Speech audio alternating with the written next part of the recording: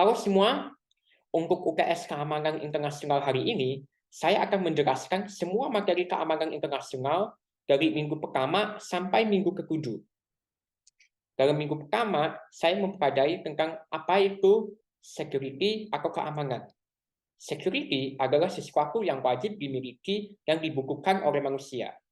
Security adalah core human value yang berarti manusia jika hidup tanpa security, maka manusia tidak bisa hidup dengan baik, nyaman, dan damai, dan tidak bisa menghasilkan masyarakat yang hidup dan berfungsi secara baik. Setelah itu adalah liberal political theory. Dalam pandangan teori politik liberal, kedaulatan yang berasal dari rakyat harus menjamin keamanan rakyat, karena pemerintah dan hukum diciptakan oleh rakyat untuk kepentingan dan keamanan mereka. Teori ini juga bisa dikatakan sebagai teori demokrasi. Selanjutnya adalah keamanan di dalam negara otoriter. Negara otoriter lebih fokus pada keamanan pemimpin negara. Akibat hal tersebut, keamanan hak dan kebebasan masyarakat tidak selalu dijamin karena pemerintah dapat menggunakan kekerasan terhadap masyarakat yang melawan pemimpin negara.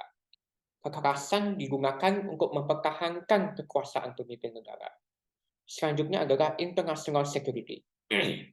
International security adalah dunia yang tidak ada perang antara negara-negara dan menjamin hak asasi manusia di semua masyarakat dunia, di seluruh masyarakat dunia.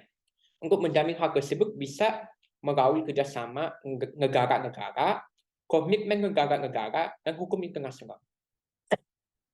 Selanjutnya adalah human security.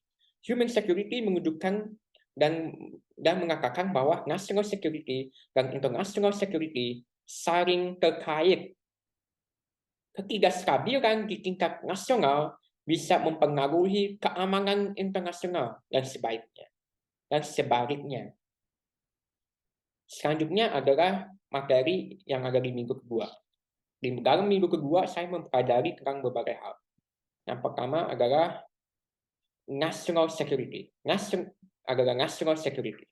National security atau keamanan nasional adalah tanggung jawab negara untuk melindungi kedaulatan dan masyarakatnya. Tanpa keamanan nasional, negara tidak dapat berfungsi sebagai tempat damai dan sejahtera bagi masyarakat. Jika keamanan nasional dijamin, maka masyarakat bisa hidup di dalam negara dengan damai dan hak individu mereka bisa dijamin dan berjalan dengan baik. Ancaman terhadap keamanan nasional bisa berasal dari faktor eksternal seperti serangan militer dari negara lain atau faktor internal seperti serangan teroris dalam negeri dan crime rate yang tinggi. Selain aspek militer, ada juga aspek non-militer yang mempengaruhi keamanan nasional, seperti keamanan ekonomi, yaitu menjaga kekayaan negara dan mengurangi kemiskinan, aspek lingkungan, yaitu di mana aspek lingkungan bisa mempengaruhi kesehatan masyarakat di dalam negara. Contohnya seperti polusi yang ada di Jakarta. Dan yang terakhir adalah keamanan cyber, yaitu keamanan yang bersifat melindungi data pemerintah dan warga negara. Selanjutnya adalah international system of security. Contohnya adalah global security, yang menegaskan bahwa keamanan internasional adalah tanggung jawab semua negara di dunia. Dan selanjutnya adalah collective defense, yaitu adalah jika ada negara menyerang negara lain, maka negara yang menyerang sama saja menyatakan perang terhadap banyak negara. Contohnya adalah organisasi NATO yang mengatakan jika ada negara menyerang anggota NATO, maka hal tersebut sama saja menyatakan perang terhadap semua anggota NATO.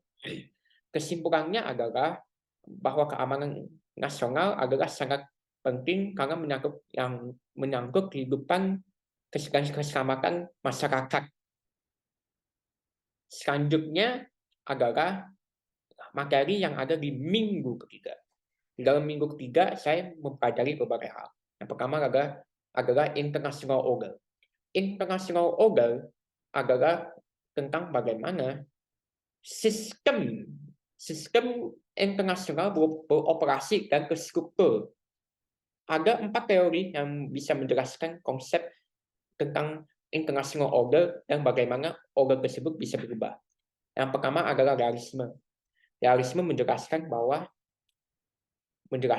di dalam sistem internasional yang anarkis adalah bahwa di atas negara mengalami kekosongan. Tidak ada pemerintah dunia yang mengatur perilaku negara, sehingga konflik akan selalu terjadi. Fokus utama negara adalah untuk menjaga kedaulatan mereka. Kekuatan militer menjadi kunci untuk menjaga keamanan negara dalam pandangan realisme. Ya, liberalisme berpendapat bahwa interaksi dengan negara lain dapat bersifat kooperatif, tetapi perilaku kooperatif juga dipengaruhi oleh faktor politik domestik seperti ideologi dan kepemimpinan negara. Liberalisme juga sangat fokus pada kerjasama dalam bidang ekonomi dan politik dan keamanan. Selanjutnya adalah institusionalisme. Ketidakpastian kerjasama antar negara bisa dikurangi dengan adanya institusi internasional seperti Uni Eropa, PBB, dan WTO. Dengan adanya institusi ini menyediakan peraturan, norma, regulasi, dan yang lain-lain untuk memperkuat kerjasama dan supaya kerjasama antar negara bisa bersifat lebih deras dan mengurangi ketidakpastian akan kerjasama antar negara. Selanjutnya adalah konstruktivisme yang menyatakan bahwa hubungan positif atau negatif suatu negara dengan negara lain dengan apa yang dianggap sebagai ancaman sangat tergantung pada identitas masing-masing negara. Contohnya adalah Amerika Serikat tidak melihat kekuatan ekonomi dan militer di Uni Eropa sebagai ancaman karena memiliki identitas yang sama. Tetapi jika melihat kekuatan militer dan ekonomi di Tiongkok dan Rusia, maka hal tersebut bisa dilihat sebagai ancaman karena Tiongkok dan Rusia memiliki identitas dan budaya yang berbeda dengan Amerika. Selanjutnya adalah pelajaran yang saya pelajari di minggu keempat. Di dalam minggu keempat, saya mempelajari beberapa hal mengenai individual security. Individual security adalah jenis security untuk melindungi hak asasi manusia masyarakat. Ancaman individual security disebut sebagai social threats. Menurut John Locke, manusia mempunyai hak sebelum berdirinya negara. Dan ancaman terhadap hak tersebut atau yang mengancam individual security berasal dari negara. Oleh karena itu, Locke mengembangkan teori liberal demokrasi, yaitu negara yang dipimpin oleh masyarakat dan peran negara atau kekuasaan pemerintah negara dibatasi dan kedaulatan negara berasal dari rakyat itu sendiri. Karena kedaulatan berasal dari rakyat, maka perilaku negara didasarkan dan mewakili kepentingan masyarakat. Selanjutnya adalah apa yang saya pelajari di minggu kelima. Di dalam minggu kelima, saya pelajari tentang non-traditional security.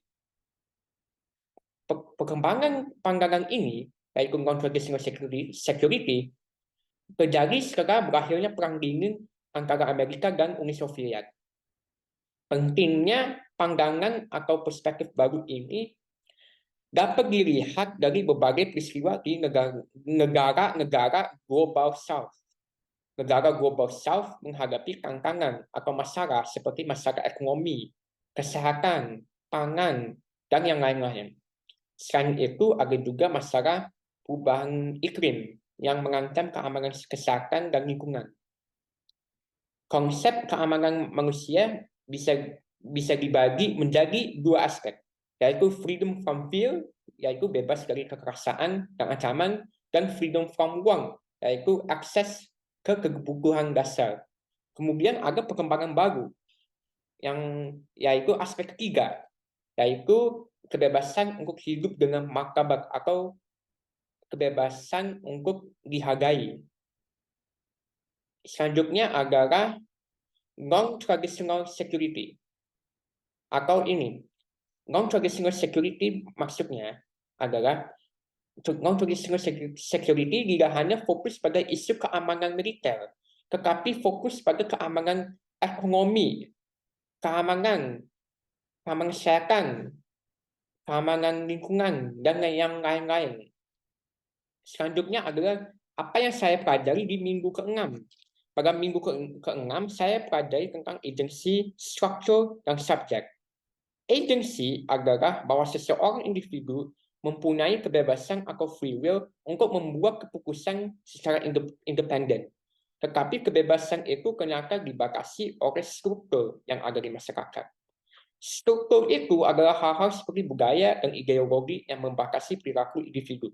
Dan pada akhirnya, agensi itu adalah subjek yang menyatakan bahwa kebebasan individu ternyata sebuah ilusi di mana dia ternyata adalah sebuah cultural product.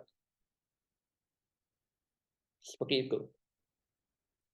Jadi saya ulangi, struktur itu adalah hal-hal seperti budaya dan ideologi yang membatasi perilaku dan pada akhirnya agensi itu menjadi subjek yang menyatakan bahwa kebebasan individu ternyata adalah sebuah ilusi. Hari ini bisa dibawa ke ranah hubungan internasional, di mana perilaku negara dan aktor lainnya yang terlibat di HI dipengaruhi oleh struktur sistem internasional. Jika negara dan para policy makers membuat kebijakan luar negeri yang baik, maka negara bisa mengetahui apa itu ancaman, siapa temannya, dan bagaimana berperilaku yang baik di dalam sistem internasional. Yang terakhir adalah apa yang saya pelajari di minggu ke-7. Yang saya pelajari adalah teori LSCT atau Regional Security Complex Theory yang dikembangkan dan diciptakan oleh Barry Bussard. Teori LSCT adalah kerangka kerja atau ini teori yang digunakan untuk memahami dan menganalisis adalah teori untuk digunakan untuk memahami dan menganalisis masalah keamanan di tingkat regional. LSCT berbeda dari teori keamanan yang lainnya yang lebih fokus pada security concerns di level negara dan global. Teori ini lebih menekankan pentingnya konteks regional untuk melihat security issues. LSCT ini tidak melihat masalah security dari sisi militer saja, tetapi juga dilihat dari sisi ekonomi, masyarakat, dan lingkungan. LSCT ini berbeda dengan teori regionalisme atau regionalisme. LSCT fokus untuk menganalisis masalah keamanan regional, sedangkan regionalisme adalah bentuk kerjasama regional antara negara-negara yang berada di regional yang sama. Contoh kerjasama adalah interdependensi ekonomi dan integrasi ekonomi. Pembentukan kerjasama regionalisme dilakukan karena hal tersebut adalah hal yang saling menguntungkan untuk semua negara dari sisi keamanan politik dan ekonomi, dan alasan lainnya adalah negara-negara bisa melakukan kerjasama regional karena negara-negara di dalam regional yang sama mempunyai identitas atau self values atau ideologi yang sama, sehingga mereka bisa bekerja sama secara lebih baik dan mendalam. Itu saja teman-teman dari saya. Terima kasih.